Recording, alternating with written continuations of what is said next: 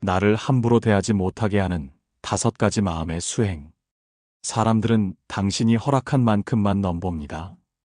착함은 미덕이지만 무너짐은 수행이 아닙니다. 살다 보면 이런 생각이 들 때가 있습니다. 나는 왜 이렇게 만만하게 보일까? 나는 왜 늘 손해보고, 왜 늘 참기만 할까? 우리는 착하게 살아야 한다고 배웠습니다. 참는 것이 미덕이고 베푸는 것이 자비라고 믿었습니다. 하지만 어느 순간 깨닫게 됩니다. 참는 일에 지쳐버리고 도와주던 마음이 상처로 바뀌었다는 것을. 사람들은 당신이 허락한 만큼만 넘봅니다. 그들이 선을 넘는 건 당신이 그 경계를 스스로 지우기 때문입니다. 자비와 순종은 다릅니다. 부처님은 말씀하셨습니다. 자신을 해치면서까지 남을 돕는 것은 어리석음이다. 타인을 향한 자비 이전에 자신을 존중하는 마음이 먼저입니다. 나를 해치면서 돕는 것은 결국 아무도 돕지 못하는 길입니다. 자비는 자신을 보호할 줄 아는 데서 시작됩니다.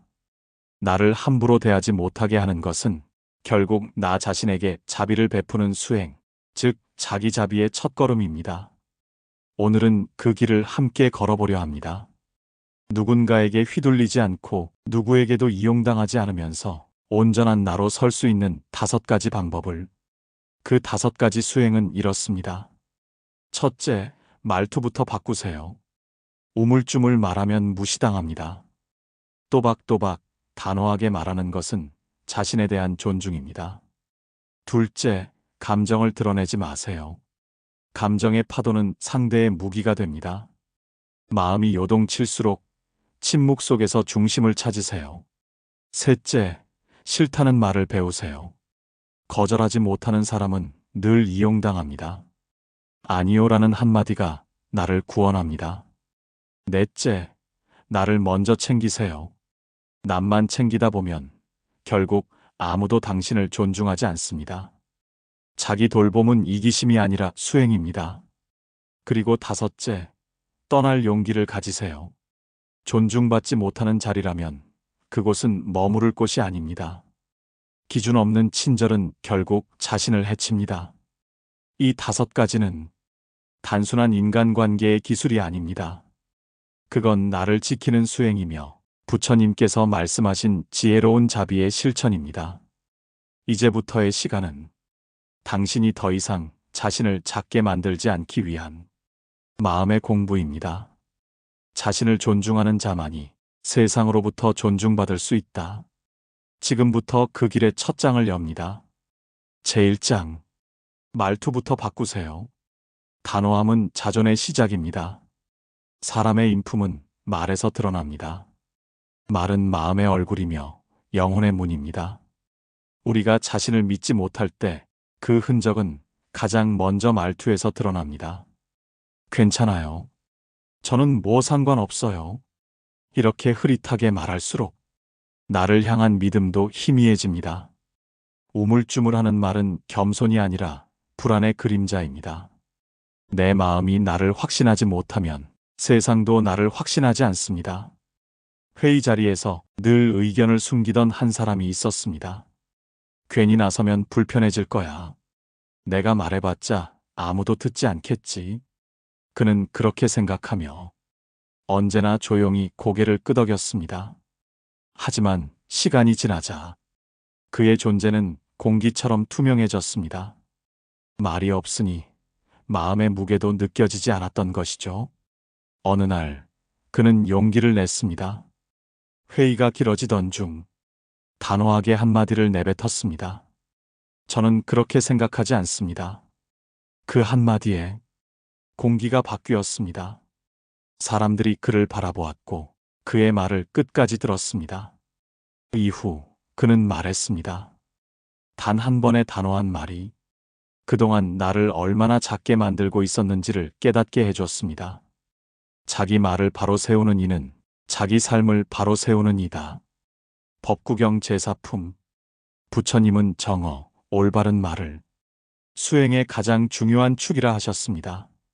올바른 말이란 상대를 상처 주지 않되 자신을 지워버리지도 않는 말입니다.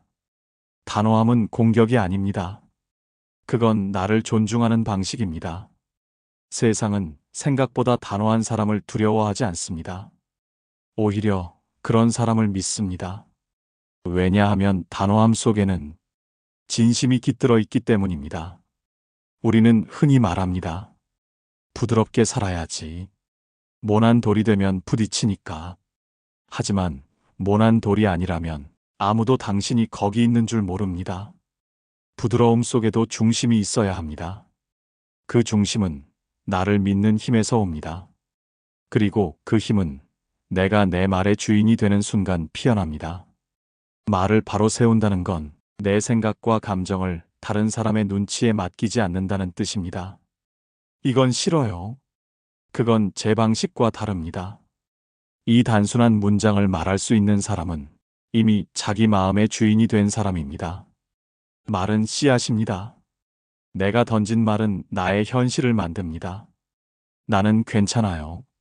를 계속 말하면 정말로 괜찮은 척을 하게 되고 내가 해볼게요. 를 습관처럼 내뱉으면 결국 내 한계를 넘어 무너집니다.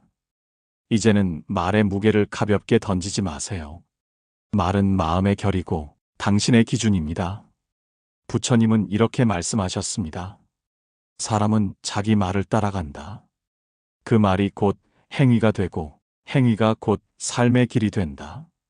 법구경 제10품. 그렇습니다. 나를 존중하고 싶다면 먼저 내 말의 무게를 존중해야 합니다. 단호하게 말하세요. 명확히 표현하세요. 그리고 그 말의 책임을 당신 자신에게 지우세요. 그때부터 당신의 마음은 흔들리지 않을 것입니다. 말은 무기가 아니라 방패입니다. 나를 지키는 가장 단단한 수행이자 존중받는 사람으로 살아가기 위한 천문입니다. 요약의 울림. 말투는 마음의 얼굴이다. 단호함은 공격이 아니라 자기 존중의 표현이다. 내가 내 말의 주인이 되는 순간 세상도 내 마음을 존중하기 시작한다. 제2장. 감정을 드러내지 마세요. 평정심은 마음의 무기입니다. 감정은 마음의 파도입니다. 그 파도가 잔잔할 땐 고요하지만 조금만 바람이 불면 금세 뒤집히기도 합니다. 우리는 흔히 말하죠. 나는 감정이 솔직한 사람이야. 하지만 때로 그 솔직함이 나를 지키기보다 무너뜨리는 순간이 있습니다. 감정은 솔직해야 하지만 그 솔직함이 나를 해쳐서는 안 됩니다. 부처님은 말씀하셨습니다. 화는 불을 삼킨 불과 같아 먼저 자신을 태우고 그 다음에 남을 태운다. 자바함경. 분노는 결국 나를 먼저 태웁니다. 마음속 불길이 일어나면 그 불은 밖으로 향하기보다 가장 가까운 곳에 있는 나 자신을 태우기 시작합니다. 직장에서, 가정에서 우리는 하루에도 수십 번씩 감정의 바람을 맞습니다. 누군가의 무심한 한마디, 뜻대로 되지 않는 상황, 그리고 이해받지 못하는 순간들. 그럴 때마다 우리는 휘청입니다. 왜 저 사람은 나를 이렇게 대하지? 왜 내 말은 아무도 알아주지 않을까? 하지만 돌이켜보면 상대의 말보다 나를 괴롭게 한 건 그 말에 반응하는 내 마음이었습니다.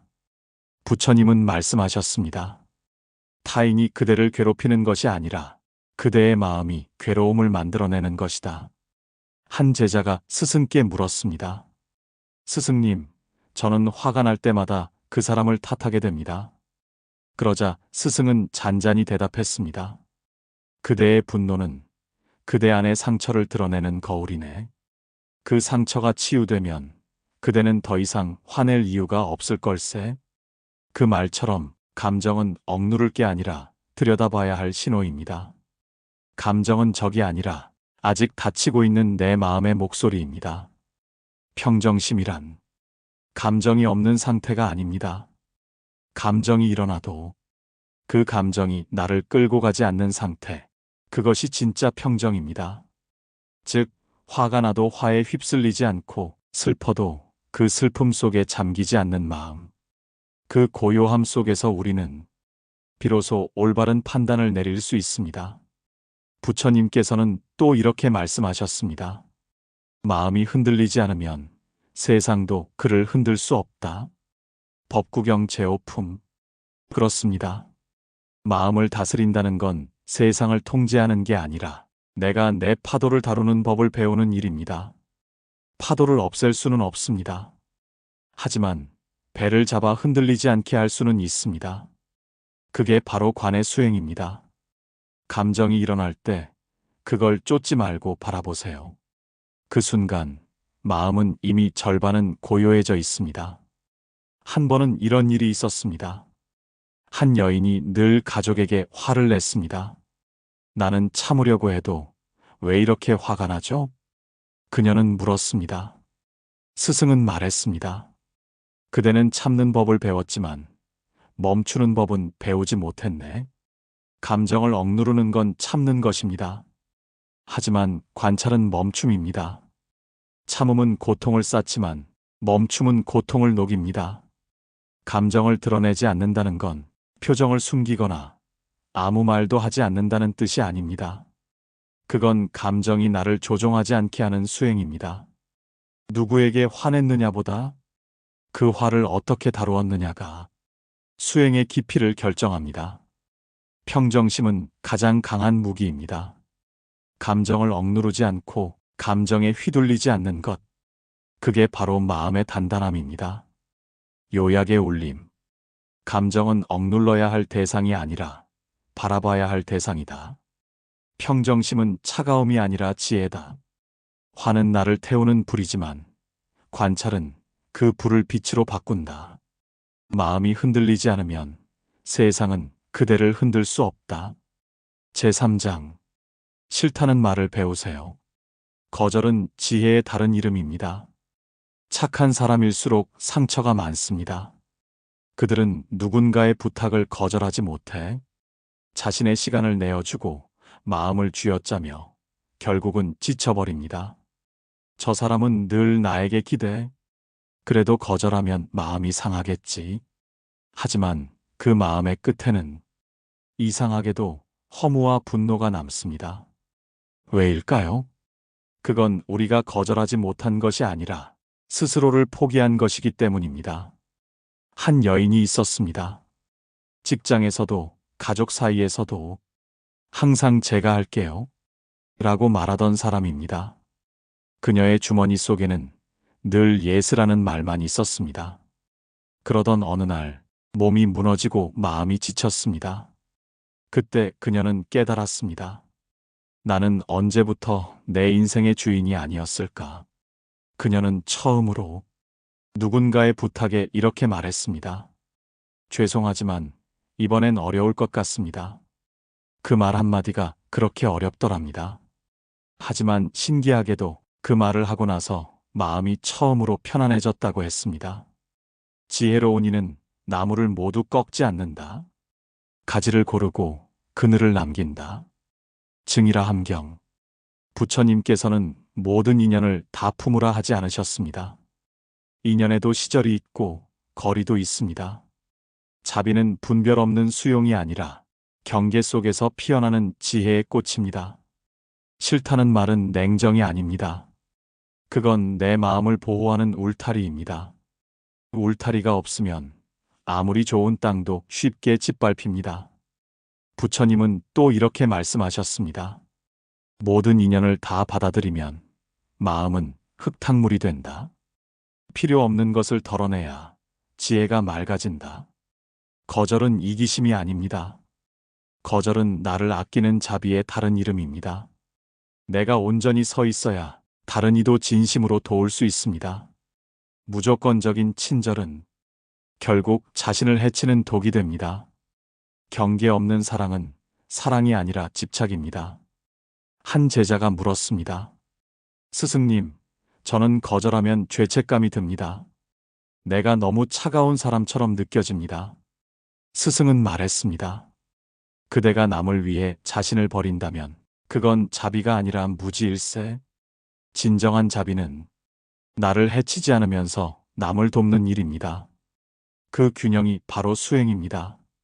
싫다고 말해도 괜찮습니다. 그 말이 불편하더라도 그 불편함이 당신을 더 단단하게 만듭니다. 아니요라는 짧은 한마디가 당신의 인생을 다시 세우는 시작이 됩니다. 그건 거절이 아니라 선언입니다. 이제 나는 나를 잃지 않겠다는 조용한 다짐입니다. 부처님은 이렇게 말씀하셨습니다. 지혜로운 이는 자신을 이롭게 하며 남을 해치지 않는다. 법구경 제12품. 거절은 타인을 밀어내는 게 아닙니다. 그건 나를 존중하면서 건강한 거리를 세우는 일입니다. 당신의 기준이 분명할수록 사람들은 오히려 당신을 더 편안하게 대할 것입니다. 자비는 경계 안에서 피어나야 오래갑니다. 요약의 울림. 거절하지 못하는 마음은 자비가 아니라 불안이다. 싫다는 말은 냉정이 아니라 나를 지키는 울타리다. 모든 인연을 받아들이면 마음은 흐려지고 경계 속에서 지혜가 맑아진다. 진짜 자비는 나를 해치지 않는 데서 시작된다. 제4장. 나를 먼저 챙기세요. 자신을 돌보는 것이 수행입니다. 누군가를 돕는 일은 분명 아름답습니다. 하지만 늘 남을 먼저 챙기다 보면 정작 나 자신은 돌보지 못한 채 지쳐버립니다. 어릴 적부터 우리는 배웠습니다. 남을 먼저 생각해야 한다.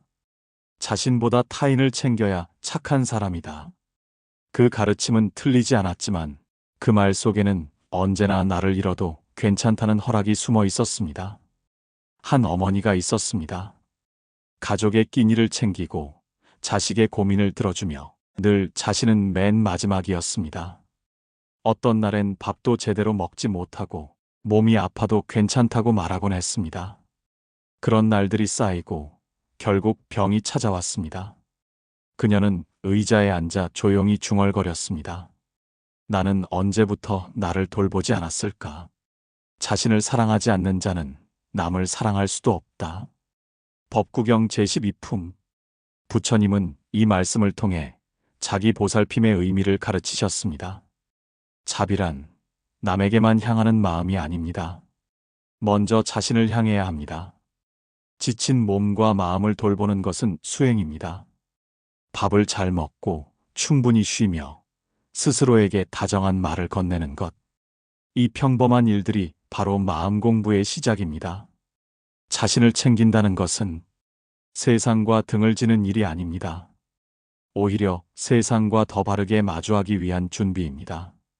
내가 지친 상태로 누군가를 위로한다면 그 위로는 금세 바닥이 납니다.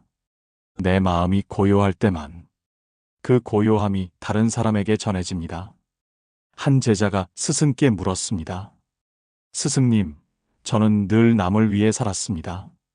그런데 왜 이렇게 공허합니까? 스승은 잔잔히 대답했습니다. 그대의 자비에는 그대 자신이 없기 때문이네. 자비는 흘러야 합니다. 하지만 그 근원은 나에게 있습니다. 물이 말라버린 우물은 아무리 퍼내도 생명을 주지 못합니다. 그러니 오늘 하루만큼은 누구보다 나 자신을 먼저 챙기세요. 따뜻한 차 한 잔을 마시며 수고했어, 오늘의 나야. 그 한마디를 스스로에게 건네세요. 자신을 이롭게 하되 남을 해치지 말라.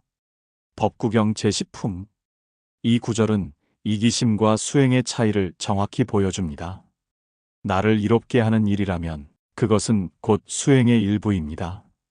단, 그것이 타인을 해치지 않는다면 말이지요. 나를 돌보는 건 나만 생각하겠다는 뜻이 아닙니다. 그건 내 마음을 지키겠다는 다짐입니다. 내가 건강해야 자비도 오래갑니다. 언젠가 누군가 당신에게 말할지도 모릅니다. 요즘은 당신이 너무 자기중심적인 것 같아요. 그럴 때는 조용히 웃으며 이렇게 답하세요. 이제야 나를 중심에 두기 시작했어요. 그건 변한 게 아니라 이제야 제대로 나로 살아가는 일입니다. 요약의 울림. 자신을 돌보는 일은 이기심이 아니라 수행의 근본이다. 자비는 자신에게서 시작해 타인에게로 흘러야 한다. 내 마음이 고요해야 그 고요함이 세상으로 전해진다. 자기 돌봄은 나를 중심에 세우는 수행이다. 제5장. 떠날 용기를 가지세요. 존중받지 못하는 인연은 수행의 자리를 벗어난 것입니다. 모든 인연은 다 머물러야 할 자리가 있는 것은 아닙니다. 어떤 인연은 나를 자라게 하고 또 어떤 인연은 나를 서서히 무너뜨립니다. 우리는 종종 묻습니다. 왜 나는 그 사람에게서 벗어나지 못할까? 왜 떠나야 한다는 걸 알면서도 계속 머무를까? 그 이유는 마음 한켠에 혹시 달라질지도 모른다는 희망이 있기 때문입니다. 하지만 부처님은 말씀하셨습니다. 이미 시든 연꽃에 다시 향기가 피지 않는다. 인연에도 계절이 있습니다. 맺힐 때가 있으면 흩어질 때도 있습니다. 모든 관계를 붙잡는 것은 자비가 아니라 집착입니다. 한 제자가 있었습니다. 그는 자신을 무시하고 이용하는 사람 곁을 떠나지 못했습니다. 그 사람도 힘들어서 그러는 걸 거야. 언젠간 내 진심을 알아주겠지. 그는 그렇게 스스로를 위로했습니다. 하지만 어느 날 문득 깨달았습니다. 그가 기대고 있던 건 사람이 아니라 이 관계라도 붙잡고 있어야 한다는 두려움이었다는 걸. 그날 이후 그는 조용히 그 자리를 떠났습니다. 그리고 처음으로 숨이 쉬어지는 듯한 자유를 느꼈습니다. 지혜로운 이는 때를 알고 물러난다. 물러남은 패배가 아니라 해탈의 문이다. 수타니 파타. 떠난다는 건 미움이 아닙니다. 그건 내 존엄을 지키는 선택입니다. 우리는 종종 착각합니다. 머무는 것이 용기이고 끝까지 견디는 것이 사랑이라고. 하지만 진짜 용기는 무너지는 자리를 알아보고 그 자리를 벗어나는 것입니다. 머무는 것이 나를 병들게 한다면 그건 수행이 아니라 속박입니다. 부처님은 집착이 괴로움의 뿌리라 하셨습니다. 붙잡을수록 고통은 깊어지고 놓을수록 평화가 찾아옵니다. 떠남은 상실이 아니라 정화입니다. 떠난 자리엔 허전함이 잠시 머물겠지만 그 허전함을 지나면 마음이 가벼워집니다. 그게 해탈의 바람입니다. 한 여인이 있었습니다. 오랜 시간 자신을 무시하는 관계 속에서도 그래도 가족이니까, 그래도 오래된 인연이니까 그녀는 떠나지 못했습니다. 하지만 마음속 어딘가가 서서히 죽어가고 있었습니다. 어느 날 그녀는 용기를 내어 말했습니다. 이제는 나를 잃지 않기 위해 떠나겠습니다.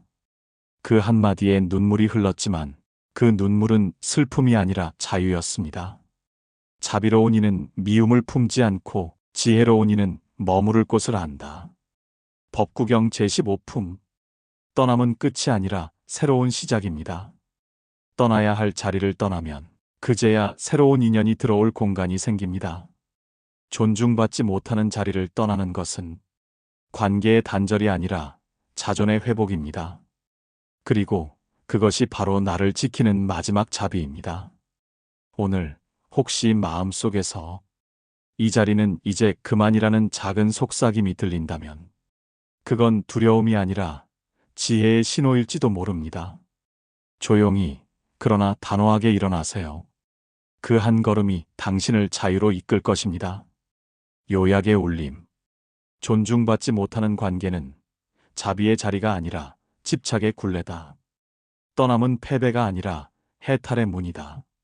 떠난다는 건 미움이 아니라 나를 존중하는 선택이다. 머무는 용기보다 벗어나는 용기가 나를 자유롭게 한다. 나를 존중하는 사람이 결국 세상도 존중한다. 우리는 늘 타인에게 상처받았다고 말하지만 가만히 들여다보면 가장 먼저 나를 함부로 대했던 사람은 나 자신이었습니다. 참아야 한다는 이유로, 남을 배려한다는 이유로 나는 수없이 나를 희생시켰습니다. 하지만 부처님은 이렇게 말씀하셨습니다. 그대 자신을 등불로 삼아라. 그대 마음을 의지처로 삼아라. 이 말씀은 혼자 살아라는 뜻이 아닙니다. 그대의 중심을 잃지 말라는 가르침입니다. 내 마음이 바로 서야 세상도 나를 바로 봅니다. 자비와 단호함은 함께 존재할 수 있습니다. 이해와 경계 또한 함께 흐를 수 있습니다. 따뜻하면서도 명확한 마음, 그것이 부처님께서 말씀하신 바른 자비의 모습입니다. 진짜 자비는 나를 해치지 않는 데서 시작됩니다. 내가 나를 존중할 때 세상도 나를 존중합니다. 이제 오늘 하루의 끝에서 우리의 마음을 부드럽게 감싸며 기도합니다. 마음의 기도. 오늘 하루 나를 낮추지 않고 남을 미워하지 않게 하소서. 나의 자비가 나를 해치지 않게 하소서. 나의 기준이 나를 단단히 세우게 하소서. 모든 인연이 바르게 흐르게 하소서. 나를 존중함으로써 세상을 부드럽게 품게 하소서. 그리고 이제 그대의 하루가 조금 더 평온해지기를 바랍니다. 그대의 마음이 스스로를 다독일 줄 아는 지혜로 조용히 밝아지기를 바랍니다. 나무 아미타불, 나무 관세음보살,